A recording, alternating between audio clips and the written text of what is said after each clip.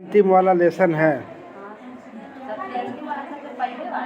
सबसे अंतिम लेसन जो प्रोज का है, सबसे अंतिम लेसन है। लिखा है who were Sophie and Johnsy. Sophie और जॉन्सी कौन थे, है ना। और हाउ डिड दे बिलोंग, और कैसे वे संबंधित थे।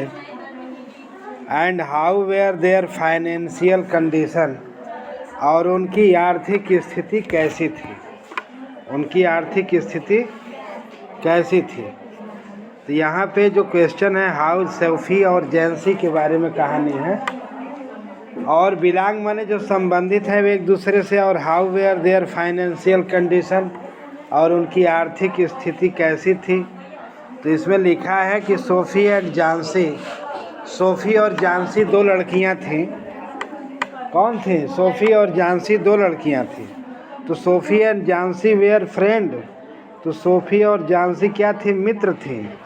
और दे बोथ, वे दोनों ही, वेयर क्लासमेट, वे दोनों ही कक्षा की सहपाठी थी। एक ही क्लास में पढ़ने वाली दोनों क्या थी? मित्र थी।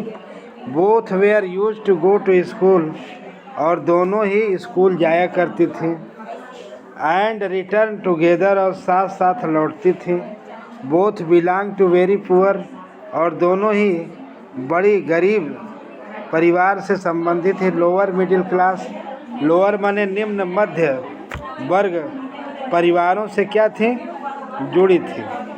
द फाइनेंशियल कंडीशन, जो उनकी आर्थिक स्थिति है, ऑफ देयर फैमिलीज, परिवार का, वाज वेरी माइजरेबल, जो बहुत ही क्या है?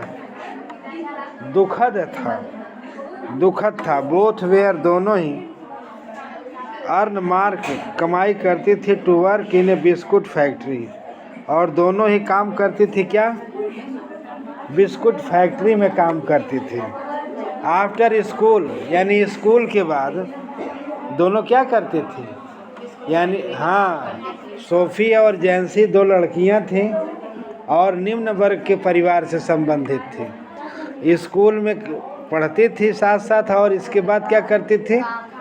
स्कूल हाँ, बिस्कुट फैक्ट्री में काम करती थी। But there was one dissimilarity between them also, लेकिन फिर भी उनमें एक असमानता थी। उनमें क्या थी? दोनों ही लड़कियों में क्या थी? असमानता थी। जॉन्सी वाज रियलिस्टिक्स, जॉन्सी जो है वास्तविक थी, यानी वास्तविकता में थी, रहती थी। Down earn, down to earn, जो कमाती थी लड़की। और वेयर एज सोफ़ी, जबकि सोफ़ी थी, सोफ़ी क्या थी? वाज ए डे ड्रीमर, दिन में सपना देखने वाली लड़की थी, है ना।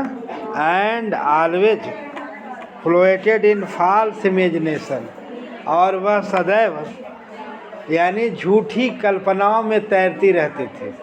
कैसी कल्पना में? झूठी कल्पना में तैरती। But as they both were childhood, लेकिन जब वे बचपन में थी, फ्रेंड्स, मित्र थी। जॉन्सी ऑलवेज ट्राइड, जॉन्सी सदैव प्रयास करती थी।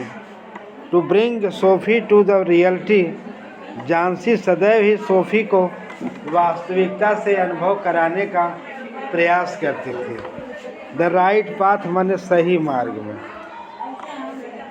दूसरा क्वेश्चन इसमें है कि what were Sophie's dream, Sophie के सपने क्या थे? सोफ़ी के सपने क्या थे? What was the irony to in Sophie's life, और सोफ़ी के जीवन में क्या दृढ़ता थी? आयरनी थी, दृढ़ निश्चय क्या था? SoFi was related a lower middle class, SoFi जो थी एक निम्न मिडिल क्लास यानी निम्न मध्यम वर्गीय परिवार से जुड़ी थी। बट अपोजिट, लेकिन इसके विपरीत, सी डिड नॉट एक्सेप्ट, वह स्वीकार नहीं करती थी। रियलिटी माने वास्तविकता को वह स्वीकार नहीं करती थी। और इवन मोर देन इट, लेकिन फिर भी इससे, सी स्टार्टेड टू सी, उसने देखना शुरू कर दिया। द ड्रीम्स माने सपनों को, मच हाइयर, बहुत ऊंचा सपना देखने लगी। देन सी मस्त, जो वह वास्तव में थी उससे अधिक सपना देखने लगी। सी वांटेड टू अचीव एवरीथिंग, और वह सब कुछ पाना चाहती थी। विदाउट एनी एफर्ट, माने बिना किसी प्रयास के, और जस्ट बाय इमेजिनेशन, और इस तरह से कल्पना से। She thought of become an actress, और कल्पना से वह एक अभिनेत्री होने का विचार सोचती थी कि अभिनेत्री बन जाएगी, हीरोइन बन जाएगी, ए मैनेजर बन जाएगी, एंड फैशन डिजाइनर, और एक फैशन डिजाइनर बन जाती थी।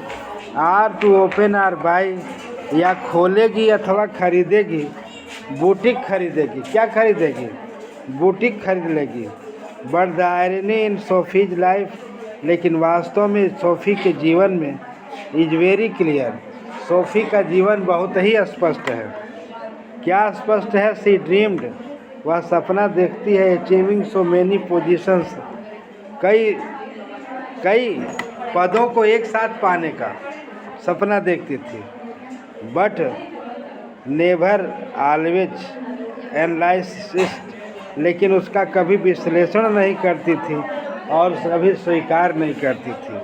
And family actual financial status, और परिवार की वास्तविक आर्थिक स्थिति। She was a day dreamer, वह एक दिन में सपना देखने वाली लड़की थी। एंड